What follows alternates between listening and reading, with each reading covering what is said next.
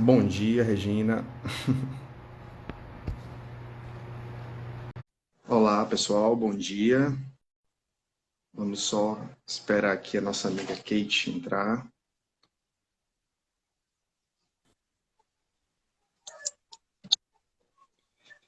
Olá, Kate. Bom dia. Bom dia. Então, bom dia, pessoal. Nós estamos aqui hoje substituindo o Marco, né? Marco Galeno, que amanheceu rouco. Então, desejo aí melhoras para sua saúde, tá bom, Marco? Que você possa ficar muito bem e curtir seu domingo com calma. Então, vamos lá. Então, hoje recebi um convite da Sueli para a gente falar sobre um capítulo, não, um item do capítulo 10 do Evangelho, que é o perdoai para que Deus vos perdoe. Mas antes, nós vamos ler uma mensagem e fazer uma pequena prece para que a gente possa se concentrar um pouco mais.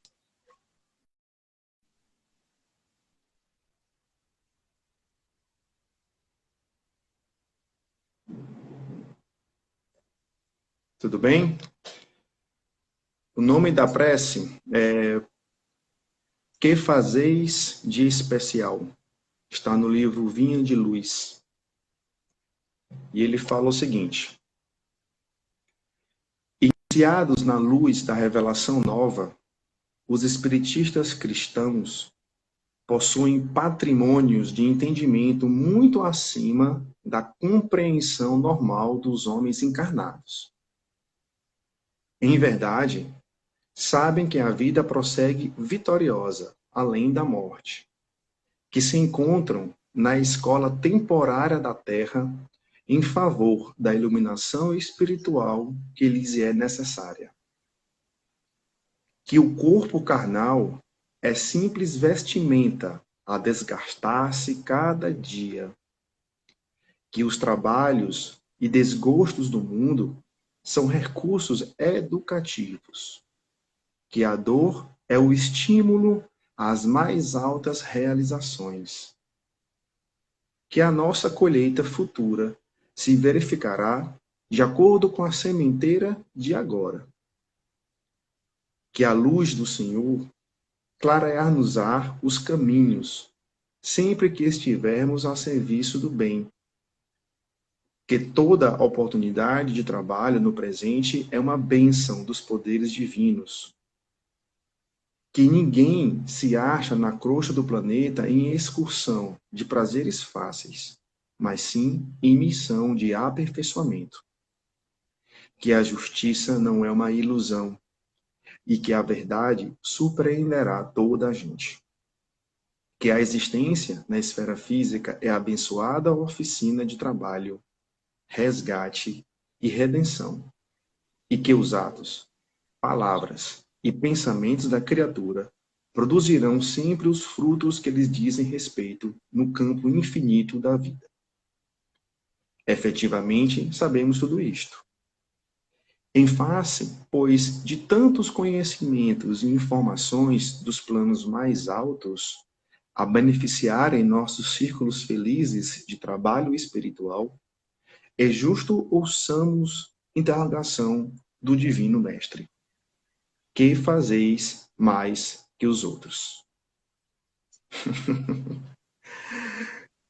Então, uma reflexão gigantesca na manhã de domingo.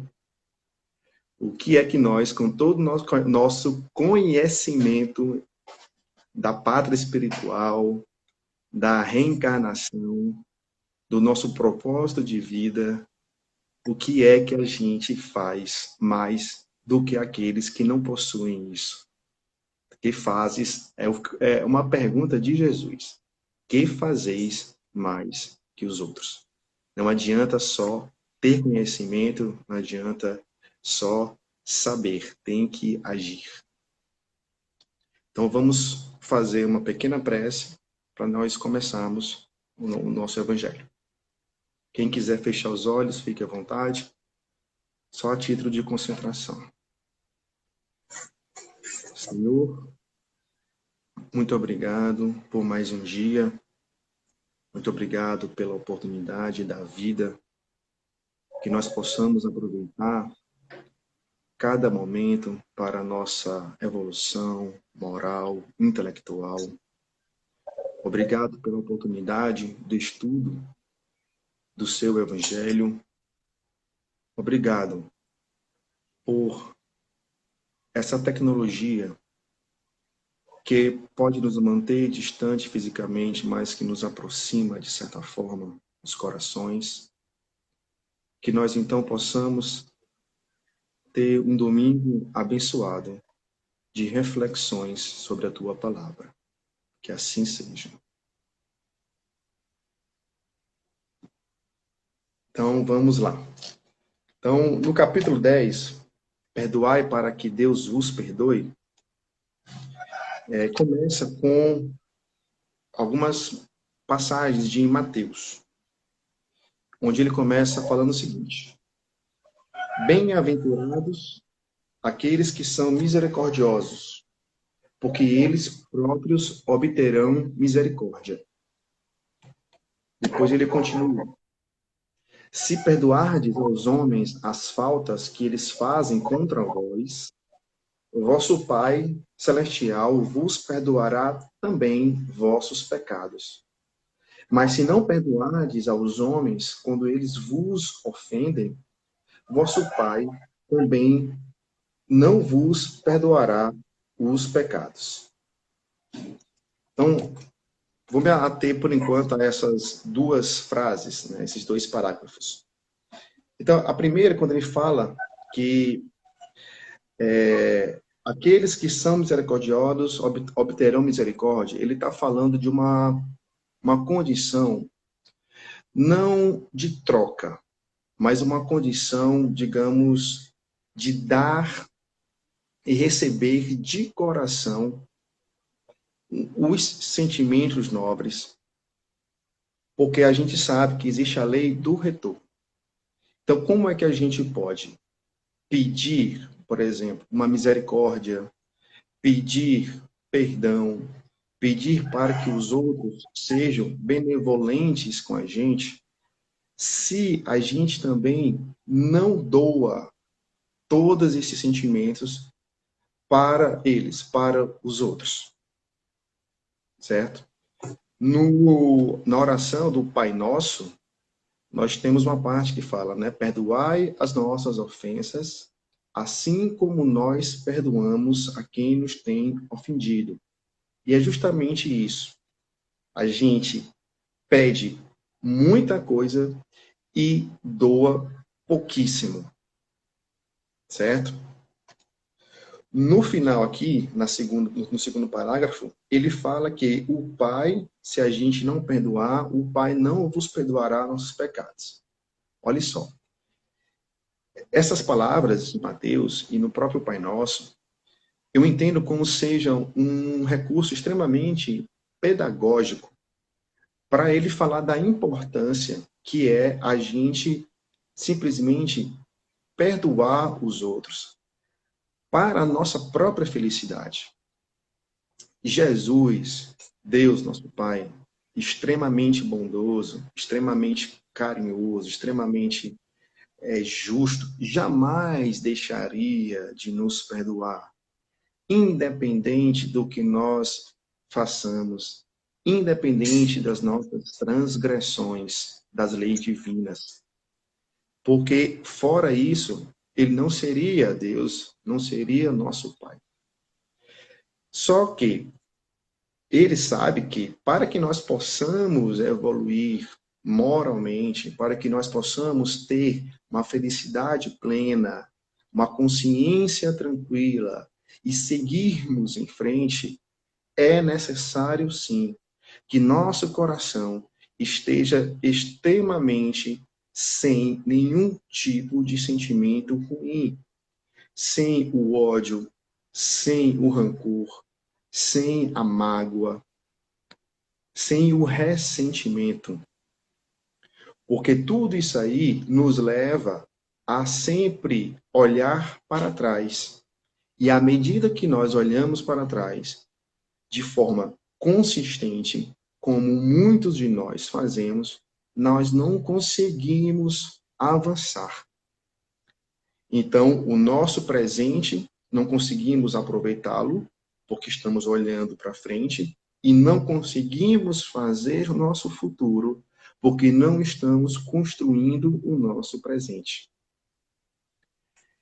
Quem está na mesa mediúnica, por exemplo, ouve muito, né, as angústias, as aflições, por vezes choros intermináveis de espíritos desencarnados que, por falta de perdão, por um ódio, um rancor, um sentimento de vingança gigantesco dentro dos seus corações, se encontra preso ao passado com enormes dores, onde ele não consegue enxergar que ele está preso, que ele não consegue evoluir, mesmo que a pessoa a qual ele está reclamando tenha evoluído também. Ele não consegue enxergar a evolução da pessoa também. Por quê? Devido a essa fixação ao que aconteceu. Por isso que o perdão, ele é tão importante.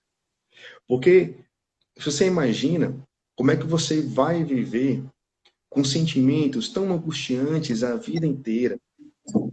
E aí, passando para a questão dos encarnados, isso vai se somatizando mentalmente, e isso vai se somatizando fisicamente. E muitas doenças psíquicas e físicas, né, vêm justamente dessa fixação, dessas angústias, dessas aflições que não foram resolvidas. Muitas vezes, a gente pede para a pessoa esquecer, mas esquecer não, digamos, eu diria que é praticamente impossível, visto que todas as impressões, toda a nossa memória fica guardada realmente no nosso espírito, na nossa consciência. Esquecer seria mais uma falta de memória do que necessariamente uma questão moral. O esquecimento, ele é muito difícil de ocorrer. O que se pode ocorrer é a questão do perdão. Perdão não é esquecer. Perdão é a gente ter misericórdia daquele ser que porventura tem nos machucado. Relembrando que todos nós somos imperfeitos. Todos nós vivemos num mundo de provas e expiações.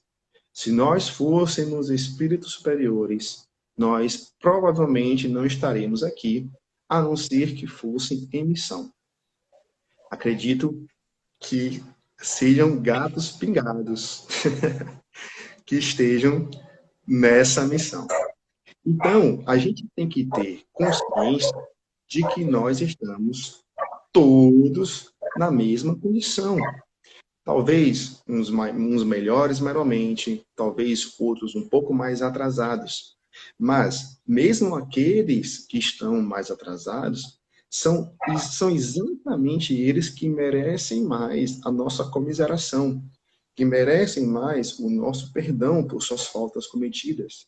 Porque, no fundo, o que eles são ignorantes espirituais, são ignorantes morais. E como foi dito na mensagem, né, de Jesus, onde ele pergunta: que fazeis especial?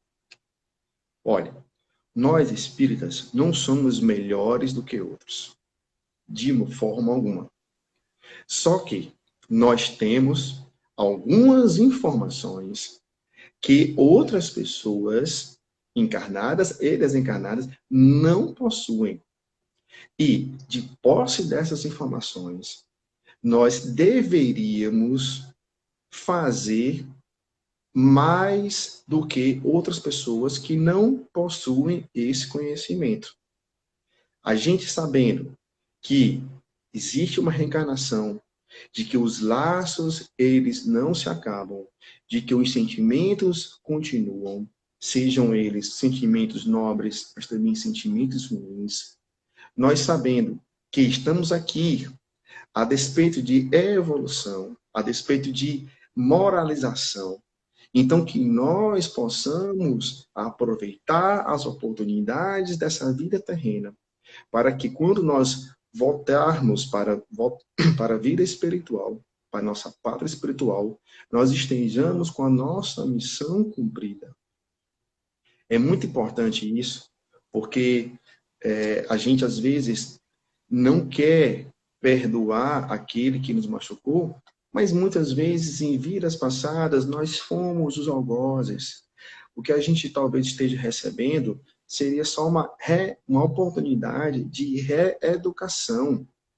O que a gente precisa entender é que também a vida continua.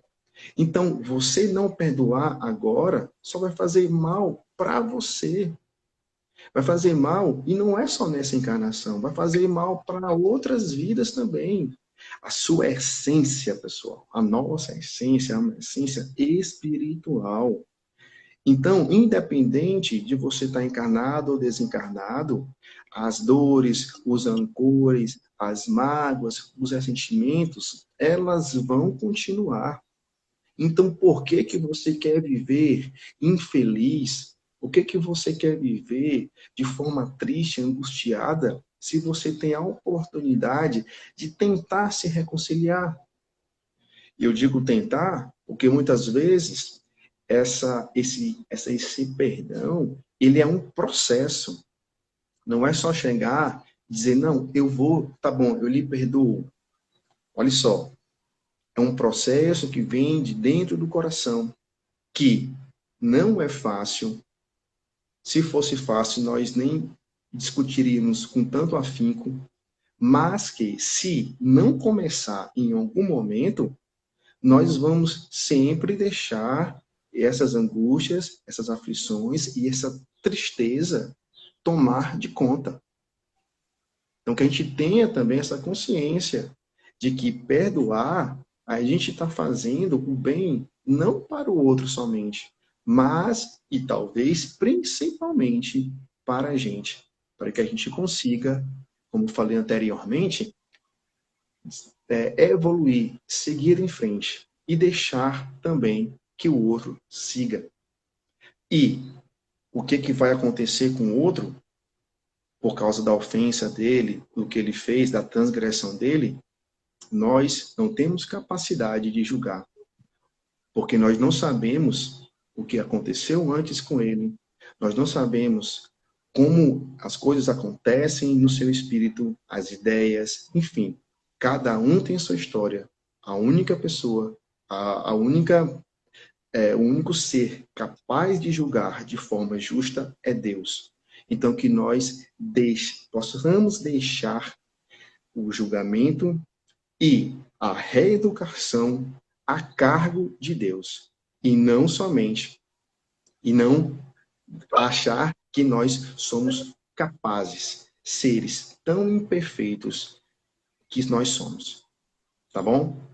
Ele continua da seguinte forma: se vosso irmão pecou contra vós, ide lhe exibir sua falta, em particular entre vós e ele. Se ele vos escuta, tereis ganho o vosso irmão. Então Pedro, aproximando-se, disse-lhe: Senhor, quantas vezes perdoarei ao meu irmão quando ele houver pecado contra mim? Será até 7 vezes? Jesus lhe respondeu: Eu não vos digo até 7 vezes, mas até 70 vezes 7 vezes. Olha só. 70 vezes 7 vezes. Eu estava fazendo uma conta, dá 490 vezes. Né? Cada vez que ele, né, lhe machuca. Cada vez que ele pega contra você. Ou seja, é de forma infinita. A gente não tem ainda, né, a condição, obviamente, de entender um perdão de Jesus, um perdão, né, do nosso Pai, de Deus. Mas pelo menos a gente sabe que ao perdoar, mesmo que infinitas vezes, né, por mais que seja uma coisa dolorosa, a gente só tem a ganhar.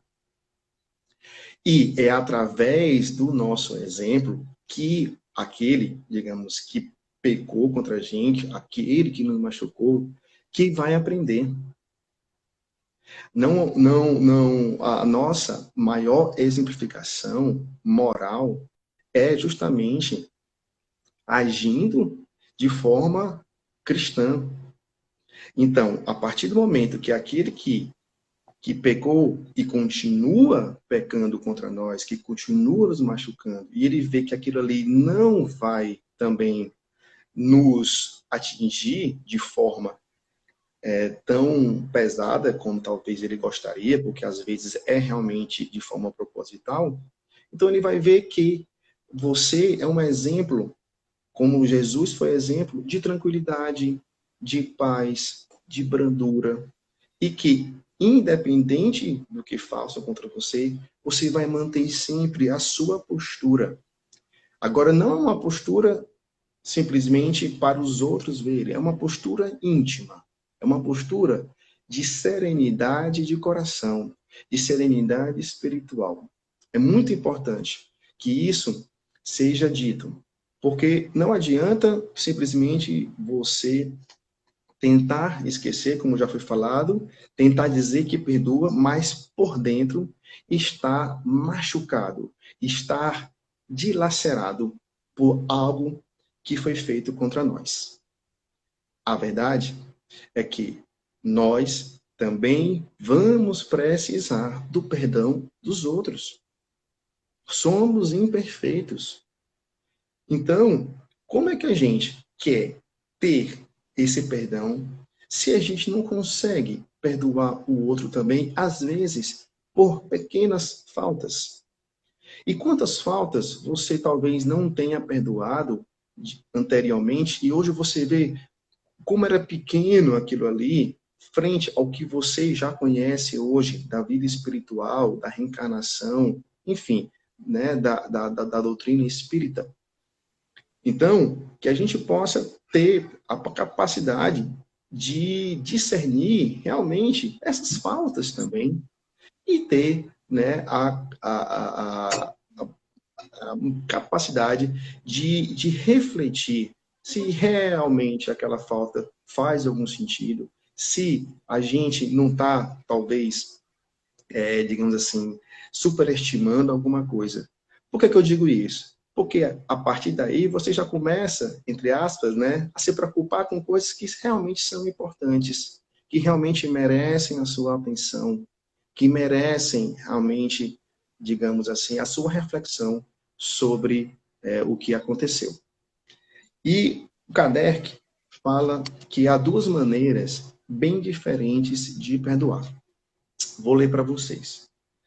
Uma grande, nobre, verdadeiramente generosa, sem segunda intenção, que poupa com delicadeza o amor próprio e a suscetibilidade do adversário. Tivesse mesmo este toda a culpa. Ou seja, independente realmente que a pessoa estivesse culpada ou não, o perdão está acontecendo não como uma, digamos, uma troca, não por superioridade, não para humilhá-lo, mas de coração, porque quer estabelecer um vínculo nobre, um sentimento nobre entre o culpado, digamos assim, né, o algoz, e o vitimado. Esse é o verdadeiro perdão.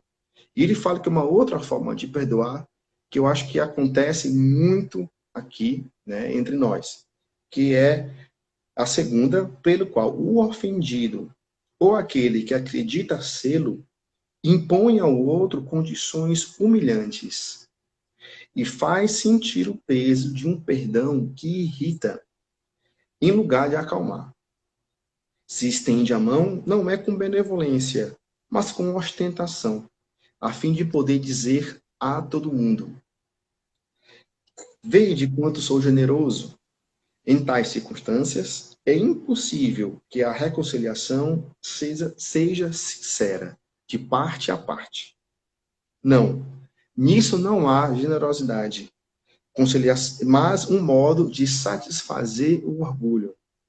Em toda contenda, aquele que se mostre mais conciliador, que prove mais desinteresse, caridade e verdadeira grandeza da alma, conquistará sempre a simpatia das pessoas imparciais.